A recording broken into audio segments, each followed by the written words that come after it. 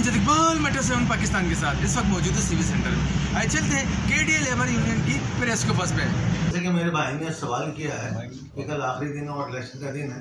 और ये बहुत अहम दिन है समझे, और ये बल्कि केडीए की बका का दिन है। कल जो है केडीए की बका के लिहाज से इस तरह होगा समझे, कल जो है फैसला हो जाएगा केडीए को तबाह बर्बाद होना या इसको वापस उड़ के जाना समझे, या वो मुकाम वापस को हासिल करना जो कि इसका माजी था। इंशाअल्लाह ताला मेरे रब ने चाहे अपने हबीब के सदक़े में ये हमारे साथ अशरफ खान भाई अशरफ बैठे हुए हैं और ये केडीए लेबर यूनियन के सदर जनरल सेक्रेटरी है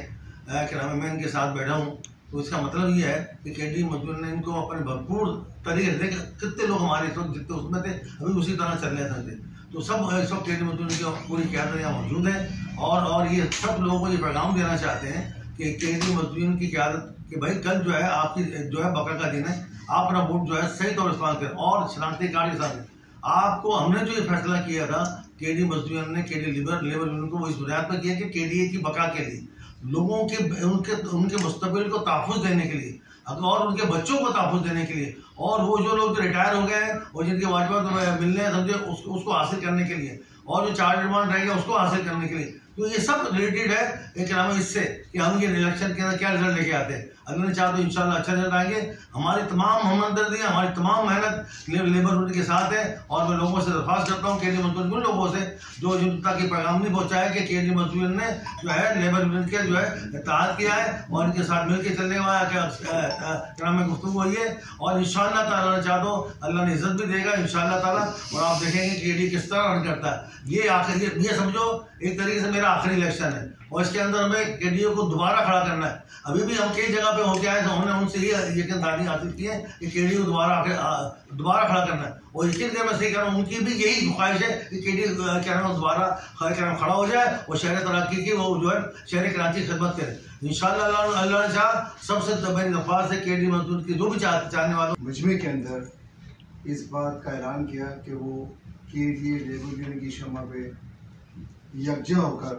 इस मोहर लगाकर इस बात को यकीनी बनाएंगे कि आइंदा आने वाला जो कल है वो नया सूरज लेकर तुलू होगा इंशाअल्लाह। मैं अब्दुल मतीन भाई साहब के साथ शुक्रिया के साथ साथ वर्कर्स यूनियन का भी बेहद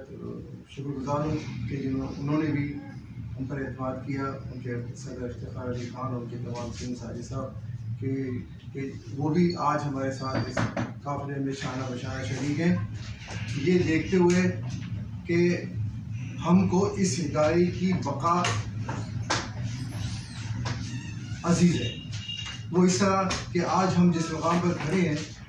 वो मुकाम है कि जहां हम हर महीने गवर्नमेंट के ग्रांट के ऊपर अपने लोगों को तनख्वाहें दे रहे हैं, जबकि होना तो ये चाहिए था कि ये वो इदारा था कि जब लोग पीआईए और बड़े बड़े इदारे छोड़कर केडीए में आने को तरजीह देते थे कि इसका केडीए का वो नाम था। और ये केडीए वो केडीए है कि जिसने इस शहर को, जब वो एक मछुआरों का शहर हुआ करता था, इसको कोलाची कहते, तो उस मछुआरे के शहर को, उस कोलाची को इस केडीए ने आज कराची बना दिया। जिसने इस इदारे ने जिस शहर को आबाद किया, कराची से कराची बनाया, आज वो इस हालत पर पहुंच चुका है कि वो किरान के ऊपर तनख्वाह दे रहा है। बड़े अफसोस की बात है कि इस शहर के रहने वालों को तो उसने आबाद कर दिया, लेकिन आबाद करने वाली आदात आज इस हालत में पहुंच गए कि हम इमदाद की सूरत के अंदर तनख्वाह दे रहे हैं। तो उसकी बहुत सी वजह हैं, जिसमें वजह ये भी है कि 2016 के बाद जब केडीए रिवाइव हुआ